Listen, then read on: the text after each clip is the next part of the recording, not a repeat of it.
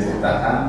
Nanti poinnya adalah bagaimana kamu bisa bangkit dari masa kelam terpuruk tersebut. Masa kelam, mungkin masa kelam saya itu pertama kali benar-benar masa kelam yang sangat mengguncang hidup saya ya Pak. Guncang? Iya, karena waktu ayah saya nggak ada, itu benar-benar fase paling down dalam hidup saya. Karena kayak selama ini saya itu paling akrab sama ayah. Jadi penangkapan itu saya manggil bapak. Apa-apa dikit-dikit bapak, dikit-dikit bapak. Dulu saya itu nggak suka makanan pedas. Sedangkan ibu saya itu kalau masak pedas terus. Kenapa sih dikit-dikit bapak, nggak banyak-banyak bapak gitu? Karena dikit-dikit hal sedikit aja saya lakukan itu harus bapak. Kalau banyak-banyak itu ntar ke ibu, beda ranahnya. Jadi bapak ini lebih samping spesial. Kalau menurut saya, karena kan kayak itu saya nggak bisa makan masakan pedas, ibu saya masak pedas kan langsung dimasakin ntar sama ayah saya. Langsung begini, ada yang nggak bisa makan pedas kan gitu kan. Bapaknya anak bapak langsung makan dia dan ntar bapak masak ini sama bapak. Jemput sekolah itu selalu bapak. Bahkan saya SD 6 tahun kan, ibu saya nggak pernah ngambil rapot saya sekalipun. Itu full bapak saya ngambil dari saya didaftarkan sekolah doang daftarin ibu. Selebihnya tuh bapak semua. Karena padahal saya udah pernah bilang ke ibu, apa karena mama kenapa nggak pernah mau ngambil rapot adik? Nah, gitu kan. Memang ibu saya akui, ibu saya orang yang sangat sibuk karena yang kerja itu cuma ibu. Ayah saya sakit dari saya kecil, komplikasi asam urat sama asam lambung. Jadi emang nggak mungkin kan untuk bekerja. Jadi ya karena ibu nggak bisa bekerja, gantian ibu yang kerja, ayah yang ngurus sana. Kerja apa dulu? Gitu. Ibu dulu tuh buka ke rumah kedai nasi. Sekarang juga masih. Sampai sekarang nggak lagi, tapi terakhir ibu buka rumah makan itu saya kelas 2 SMA. Ketua SMA. Kelas 2 SMA. Setelah itu abang bilang, udah mak istirahat aja abang yang kerja. Jadi sampai sekarang yang kerja abang doang, ngebiayain tasnya sama ibu. Kedai nasi lagi. Bukan, abang kerjanya itu buat sumur bor. Ya. Sumur bor. Dan alhamdulillahnya dari kerja abang, tasnya bisa kuliah, bisa neruskan keinginan bapak. Dulu bapak selalu bilang, adik harus kuliah, biar kerjanya nanti di masa depan itu nggak berat-berat, nggak harus pakai tenaga. Karena ayah saya tahu saya bukan tipe yang bisa kerja keras, padahal saya merasa saya bisa kerja keras. Tapi bagi bapak enggak, adik itu anak paling kecil, anak perempuan, nggak boleh kerja keras. Nanti harus kuliah, harus pendidikan yang bagus. Dan alhamdulillahnya sekarang itu diwujudkan sama abang saya. Abang saya nggak bisa kuliah kan, abang saya selalu bilang, adik harus kuliah. Bahkan kemarin sampai SMA, mau bimbel mau apa silahkan, abang biayai semua. Tapi harus serius ya sama pendidikannya. Makanya sampai hari ini juga saya nggak dikasih abang saya pacaran. Iya, tadi itu kenapa bilang punya pacar? Nah itu masuk ke hal lucu dalam hidup saya. Begitu. Itu selalu lucu dalam hidup saya. Nanti ya. Lanjut sepi tadi ke masa kelamnya terpuruknya gimana? Sedihnya, titik sedihnya di mana? Itu titik sedihnya karena Tasya kayak merasa kehilangan sosok yang kayak tiap hari ada. Biasa kan bareng bapak terus, tiba-tiba sekarang harus kayak jalani sendiri, merasa sendiri. Kayak siapa yang ada, kayak aduh, kayak nggak bisa diceritain, memang kayak sakit, sedih, kayak udah malas ngapain. Padahal itu bapak Tasya meninggal waktu Tasya kelas 6 SD dan 3 hari lagi mau UN ujian nasional. Jadi sedih saya. Tadi apa sedih nggak? Sedih. Terpaksa dia pak. Terpaksa dia sedih. Terpaksa. Enggak. Tuh, pokoknya waktu bapak nggak ada itu memang kayak selama ini bapak udah sakit, kami juga udah sering bolak-balik rumah sakit. Cuma waktu bapak nggak ada itu rasanya kayak emang kosong, kayak nggak ada kayak nggak tahu harus kayak mana. Karena selama ini semua dijalani sama bapak, semua juga dibantu bapak. Kayak merasa harus mulai sendiri. Terus posisinya Tasya sama abang kan masih anak kecil gitu yang kayak butuh sosok kedua orang tua. Sekarang harus digantikan sama ibu, mana ibu lagi sibuk, terus harus sibuk. Ya kayak rasanya itu awal-awal dulu bapak nggak ada, kalau yang orang lain sama bapaknya kayak ih bapakku mana gitu. Bapak orang lain kok bisa sama bapaknya, bapakku mana. Cuma perlahan Tasya sadar kalau kita semua itu yang datang pasti balik kan ke pencipta kita. Jadi mungkin Tuhan ngambil bapak Tasya terlalu cepat, tapi ya ada hal positif lain mungkin yang udah dijanjikan Allah ke Tasya, mungkin disuruh jadi anak yang lebih mandiri, lebih menghargai orang tua Tasya, waktunya sama Tasya, lebih menghormati, lebih menyayangi orang tua Tasya, karena Tasya sebelumnya udah pernah ngerasain gimana kehilangan orang tua. Mungkin kalau kita sekarang kan, mungkin kalau Tasya sekarang ayah sama ibu Tasya masih ada, mungkin jadi anak yang sedikit melawan, atau kan kita biasa anak-anak biasa disuruh gak mau nanti atau agak lawan sama perintah orang tua. Tapi kalau Tasya sadar sebelumnya ayah Tasya udah gak ada dan itu rasanya sesakit itu, sebisa mungkin apa yang ibu mau itu jangan dinanti-nanti, karena selalu berdoa sama Allah, ya Allah aku gak siap pulang mama sama bapakku sekarang. Jangan, kalau untuk mamaku jangan ambil dulu, kayak gak tahu harus ngapain kalau mamaku tidak ada. Walaupun kalau soal materi yang diadai kan full abang, tapi peran ibu ini lebih dari 50% dalam hidupku menurutku. Jadi kalau ibu gak ada, ya Allah jangan sekarang, aku bahkan gak tahu selain harus ngapain. Kayak gitu sih, kayak emang dari ayah gak ada, dari situ udah berusaha bangkit jadi anak yang lebih baik, mungkin lebih fokus sama pendidikan. Ya setidaknya walaupun di sana ya aku bangga punya anak kayak aku gitu. Ya, walaupun ayah udah nggak ada, setidaknya ayah bisa melihat kalau anaknya nggak sia-siain kesempatan atau waktu yang ada. Jadi lebih baik ke depannya, biar bapak bangga punya anak kayak Tasya. Lalu apa yang ingin kamu buktikan kepada ayah kamu? Ayah kamu ini mungkin saja melihat dari sana kan, apa yang ingin kamu perjuangkan untuk berbakti kepada ayahmu? Ayah Tasya dulu itu paling berharap sama Tasya sama abang kalau ke depan itu bisa jadi orang yang sukses. Sukses ini enggak hanya dari segi materi, tapi ya kita di balik ke pendidikan, sukses dalam keluarga. Jadi kayak aku berharap ke depan itu aku bisa jadi seorang perempuan yang nggak terlalu bergantung sama orang, jadi independen, terus bisa jadi perempuan yang sukses, bisa membangun keluarga aku lebih baik, aku bisa jadi ibu, anak, istri yang baik. Karena kata bapakku, untuk jadi perempuan itu bukan hanya sekedar perempuan yang nanti bakal hamil dan punya anak, bukan. Kata perempuan itu jauh lebih luas daripada itu. Bapakku lahir dari keluarga yang kita bilang nggak broken home, tapi tidak semulus itu.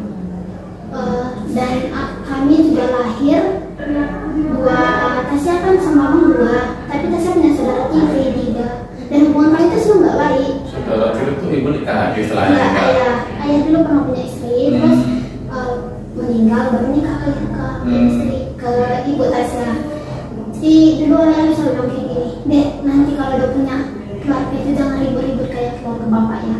Makanya kau harus pintar, bisa nyari suami yang memahami kau, bisa bertanggung jawab untuk kau sama anak-anakmu nanti gitu. Jadi kalau punya keluarga itu udah yang rukun-rukun aja, Bapak. Nggak apa-apa kalau kayak masalahnya nggak kaya-kaya kan nggak apa-apa, udah cukup sehari-hari, nggak apa-apa. Intinya keluargamu itu harmonis, rumah tanggamu situ-situ aja, jangan berpikir untuk ganti suami atau ganti istri gitu. Menurutku itu salah satu hal sukses, tandanya saya sukses membangun keluarga saya. Bagaimana caranya kamu mendapatkan suami yang sesuai keinginan kamu?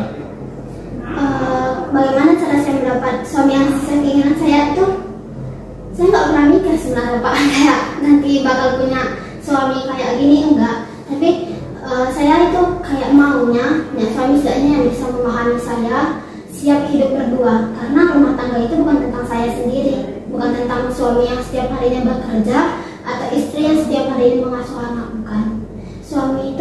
Suami dan istri itu rumah tangga kayak ibarat tanggung jawab atau kehidupan yang kita bagi secara berdua. Kalau dia udah siap membagi segalanya dengan saya, siap memahami kehidupan yang bukan hanya ada dia, ya nggak apa-apa. Dia siap bertanggung jawab, siap menafkahi, siap mendidik saya dan anak-anak saya, nggak apa-apa. Kalau soal masalah materi, kita bisa cari dulu. Saya bisa bekerja, saya juga bisa punya pendidikan, saya bisa bekerja dan bisa menghasilkan duit. Berarti kamu tipe perempuan yang nanti itu tidak hanya menggantungkan ke suami? Enggak. Karena menggantungin semuanya ke suami. Ntar misal kalau ada cekcok sama suami, dia bilang ini rumah aku yang beli, udahlah kau pergi, rumahnya ini kan rumahku. Kayak bisa gelut kan kita ntar. Dan kamu ingin kamu yang punya rumah kamu gitu? Nggak harus saya yang punya rumah, tapi rumah itu rumah kita bersama, dan jadilah kayak rumah itu yang melindungi kita gitu Pak. Jika kita besok ribut, ya jangan bawa-bawa harta, jangan mentang-mentang suami yang bekerja bisa suka-suka ke istri. Enggak, istri juga punya potensinya sendiri, istri juga bisa membuat penghasilan sendiri kan. Sebenarnya bukan nggak mau, bukan nggak bisa istri kerja tanpa suami, cuma kadang nggak mau, karena kayak manapun setinggi apapun pendidikan perempuan, sepintar dan sebagaimana perempuan yang tetap jadi kepala rumah tangga kan suami. Kita harus bisa menghargai suami kita hormati juga layaknya kepala rumah tangga. Tapi bukan berarti karena itu suami bisa enaknya sama istri, menganggap istri kamu di rumah aja, kerjamu seharian apa aja, rumah berantakan bermarah-marah. Berat loh jadi rumah tangga. Saya setiap hari nyapu, bersih rumah, masak, kayak ini tiap hari diulang-ulang nggak siap-siap. Berat Pak. Bapak bisa makan setiap hari, pagi, siang, sore karena ada istri bapak yang masak kan? Nggak ada. Oh nggak ada tak? Berarti ibaratnya kayak gitu. Kalau rumah tangga itu suami bisa mengonsumsi makanan setiap harinya kan karena istrinya masak. Tapi lain cerita dengan suami istri yang sepakat untuk karena istrinya nggak bisa masak, untuk beli dari luar itu lain cerita. Itu balik ke kesepakatan kita masing-masing. Nggak ada istri saya LDR. Gitu Nadifah, berarti udah paham betul nih Nadifah, nggak ada sama asal nih udah siap nikah ya nggak usah. Oh, udah ada calonnya. Oke, sesi 3. Nah, tadi masalah pacar yang konyol katanya. Gimana ceritanya? Menurut saya ini hal konyol dalam kehidupan saya, karena saya kan dari dulu nggak dikasih nih pacaran. Tapi saya pernah pacaran sama orang sampai bertahun-tahun, kayak hal konyol yang nggak boleh dilakukan malah kasih lakukan apa lagi? Itu SMP suka sampai SMA. Sampai SMA. Sekarang berarti nggak ada. Nggak pacaran lagi gitu. Nggak pacaran lagi. Karena ingat kata abang itu. Ya begitulah, walaupun kadang ingin kan, cuma nggak ada deh. Sebenarnya ada, tapi kayak Bang, ini bang, nanti kamu pacaran. kemarin ketahuan abang, terus dia bilang abang, Gimana? Dek putus dulu ya, jangan dulu pacaran, nanti nggak fokus kuliahnya. Bilang ke cowoknya, kalau mau nunggu, ntar tunggu kamu udah tamat. Biar setidaknya pendidikannya lulus dulu. Sakit hati dong cowoknya. Saya juga sakit hati Pak. Nangis? Enggak, cowoknya nangis. Nggak tahu, nggak saya tanya. Enggak, kan saling memahaminya juga paham kalau tesnya nggak dikasih pacaran. Jadi kalau emang mau dekat itu kan nggak harus pacaran. Nggak tahu, coba tanya nanti Pak. Nggak kan Put? Put, namanya Put. Ipul itu panggilan sayang saya ke dia Pak. Oh, Saya panggilnya Ipul. Ipul. Nama cowok dong, saya Pul dong. Nggak tahu Ipul. Oke. Anastasia. Beri quotes untuk rekan-rekan bibir manis. Pak ya, kayak kebanyakan quotes tadi mengulangi apa.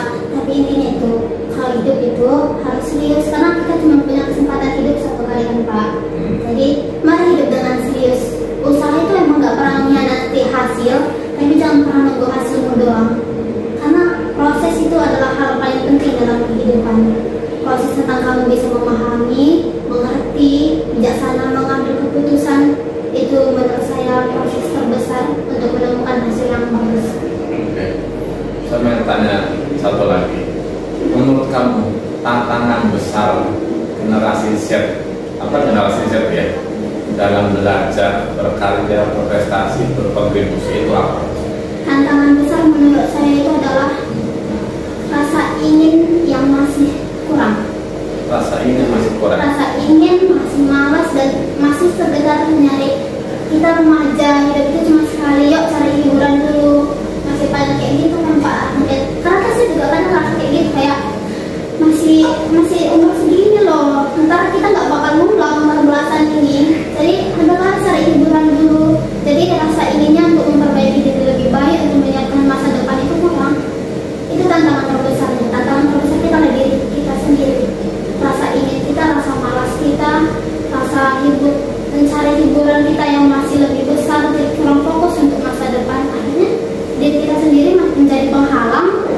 dari tantangan terbesar kita sendiri, bukan orang lain, karena semua itu dimulai dari diri kita sendiri.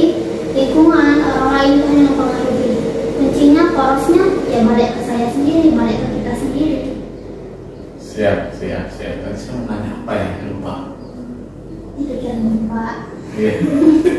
Oh iya, kamu kalau gabut ngapain?